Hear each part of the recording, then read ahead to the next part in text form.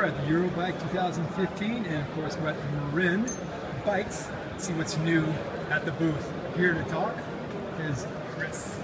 Hi, I'm Chris Holmes with Marin, and we're launching our 2016 line, and in 2016 it is our 30th anniversary. So part of the 30th anniversary, we are launching some heritage-inspired models. We went back through the catalogs and found some of the more significant models from our brand storied history. One of the models that really stood out for us was the classic Pine Mountain. Now in the past, the Pine Mountain was a chrome moly trail bike. It's the bike I personally lusted over in about 1993, 1994. It was always known as a really solid offering. Instead of just going and doing like a retro reissue of an old bike, what we did was we took the model name and then we also took some of the graphics and brought them into a new era.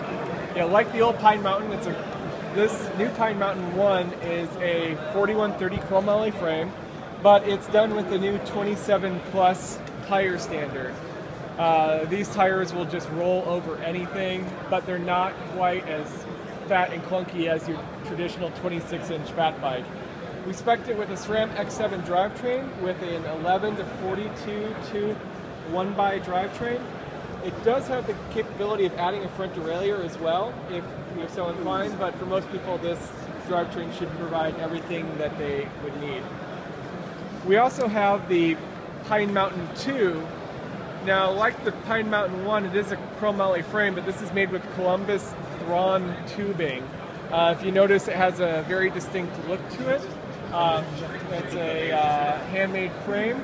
This one is built around a Shimano XT 1x11 drivetrain and has a Fox 34 boost spaced fork up front, and also includes details like a KS Lev dropper post.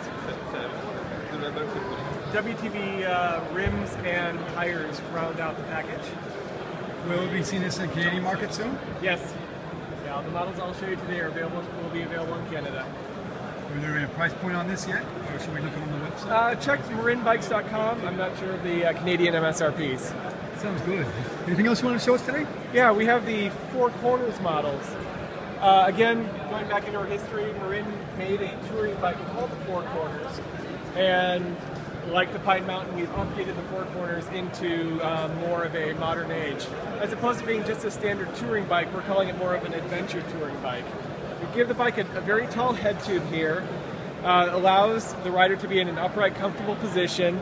Also gave it a very short reach or a short drop handlebar with a 20-degree flare, so it's a very comfortable for those all-day in the saddle type rides where you're going to want to move your hands around. Using some of the same details, same dropouts as on the Pine Mountain 1, allows for full rack and fender mounting, and there's enough clearance here you can run a 29er wheel with 2.1-inch knobby tires too, so if your adventure takes you far off-road, you can have the rubber that can meet the trail. Moving on to the Four Corners Elite, again you go to the Columbus Thrawn 2 set, chrome moly fork, a SRAM Rival 1x drivetrain with a 42 tooth front chainring and a 10 to 42 tooth rear cassette. So the lowest gear is a 1-to-1, so plenty low. Also has triple bottle mounts, low rider, rack mounts, the tall head tube. One pretty unique feature of the Four Corners Elite is this new quick release through axle by Nailed. Now what it does is it's both a quick release and a through axle. As you can see here, it's locked, but if I want to open it up to remove a wheel, you press in this release lever, move it that way, move it up to the 12 o'clock position, and pull it out. So it has the benefits of a through axle where it's a very secure mount, also offers great torsional rigidity, but also allows for very easy installation and removal. And that's on both the front and the rear on the Four Corners Elite, along with on the rear of the Pine Mountain 2. All-around adventure bikes. Yes.